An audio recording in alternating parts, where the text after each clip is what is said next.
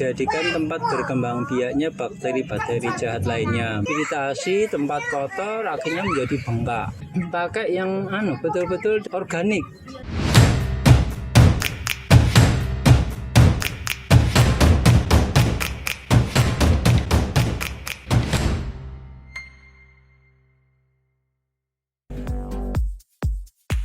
Karena jenis penyakit bakteri ini kan bakteri jahat, sebenarnya ini bisa menyerang di semua binatang, terutama unggas, ada bebek, burung, segala macam itu bisa.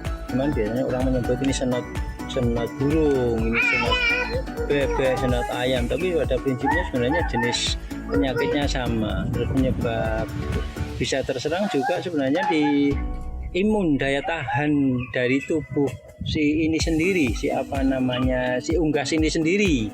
Karena daya tahan lemah, serangan bakteri dia tidak kuat, akhirnya bakteri itu berkembang biak di dalam tubuhnya, terutama di lendir-lendirnya itu. Terus pada saat binatang terserang snot, itu dia proses perbaikannya memang suhunya harus hangat. Kita kasih obat sekarang, besoknya biasanya ya sudah mulai membaik.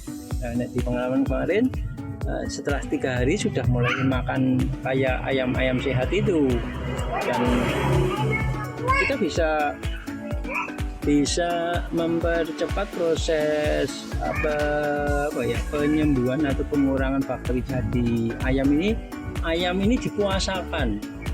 Jadi ayam ini tidak dikasih makan minum sama sekali dari pagi. Nanti sore biasanya setelah asar begini kita kasih minum, tapi di situ dikasih bakteri baik minumannya, dicampur bakteri baik, suplai bakteri baik. Di situ nanti ayam karena kehausan dia akan minum sebanyak-banyaknya. Kalau sudah sampai tembolok itu tidak tahan, ayam kita ambil ayamnya itu kepalanya kita taruh di bawah, kita angkat. Nanti kalau dia ada lendir akan keluar semua. Sudah betul-betul keluar, kita bersihkan, kita kasih cut snot itu. Jadi di situ obat yang isinya bakteri baik untuk meningkatkan imun antibodi tubuh ayam. Jadi nanti kalau ada itu kan tadi sudah keluar semua, paling tetap masih ada, tapi jumlahnya sudah tidak banyak lagi. Itu nanti ditetes 3 tetes atau lihat juga kondisi sakitnya ayam. Kalau sampai memang agak parah ya 5 tetes gitu. Terus dimasukkan di kandang lagi, kasih air minum. Kalau bisa air minum itu steril, yang matang, yang terbebas bakteri lagi. Kalau yang ada paling yang tersisa di tembolokan. Tapi tadi kan di tembolokan kita isi dengan bakteri baik. Oke. Nanti insya Allah setelah itu kalau mau makan kasih makan, mau minum sampai sekenyang dia. Terus nanti kita coba lagi, ayam kita tuang lagi, masih keluar enggak, lendirnya enggak. Kalau sudah tidak, kita masukkan di kandang, kita lihat perkembangan besok. Biasanya besok ayam sudah mulai mau makan. Tapi besok pun airnya tetap dikurangi dulu, sehari tetap sekali. Prosesnya kayak tadi.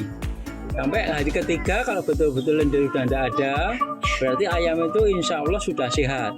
Itu sudah bisa dilepas dengan ayam-ayam yang lain. Obatnya nanti akan pakai cut snot itu. Ini 15 ml isinya bakteri baik. Karena snot itu bakteri jahat, kita hantam dengan bakteri baik. Ibaratnya diadu, pasukan perang bakteri jahatnya diadu dengan bakteri baik. Terus jaga kondisi ayam pas penyembuhan itu hangat. Kalau biasanya ditutup sama kandangnya ditutup rapat. Kalau idealnya 33 sampai 35 derajat suhunya, tapi dengan suhu seperti itu kandang ditutup rapat sudah terpenuhi. Nah, insya Allah sudah terpenuhi. Dan nanti kalau suhu hangat seperti itu, ayam juga akan istirahatnya nyenyak. Besok paginya insya Allah segera bugar. Tapi pengalaman kita 3 hari. Cuman kalau kepengen aman pengobatan itu sampai seminggu. Walaupun kelihatan sudah sembuh, jaga ada mungkin bakteri-bakteri lain. Karena pada saat 3 hari itu, kalau kandangnya nanti di hari ketiga itu nanti masih banyak angin, kena hujan, bisa kena lagi, tumbuhnya pesat lagi. Jadi kalau bisa dituntaskan selama seminggu itu betul-betul kandang di-save betul, pengobatinya jangan tanggung seminggu sekalian bersih. Terus selanjutnya kebersihan kandang mulai dijaga, disemprot. Disinfektan juga enggak apa-apa, kandang itu cuma disinfektan segala macam itu. Terus setiap minumnya dicampur dengan ini 1 liter dicampur dengan 5 tetes. Jadi nanti bisa untuk banyak bisa untuk banyak ayam, efektif karena itu nanti akan menambah terus bakteri baiknya pada saat nanti sudah sehat betul, ini di stop enggak apa-apa.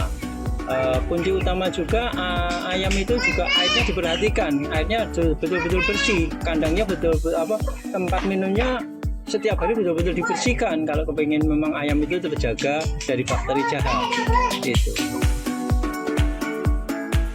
Kotoran-kotoran itu kalau kita beri dekomposer, diberi bakteri-bakteri baik di dalam kotorannya itu sebenarnya akan terproses secara alami. Bahkan nanti di situ akan muncul binatang-binatang kecil yang kalau dimakan ayam justru itu sebagai sumber protein alami sebenarnya kalau kita bisa. Makanya sebaiknya kandang ayam itu disemprot minimal 1 minggu sekali. Tempat minumnya juga sesekali dinetralisir dengan air panas, itu menjaga kalau ada bakteri jahat yang hidup dan nanti takutnya berkembang biak ke mana-mana, itu antisipasinya.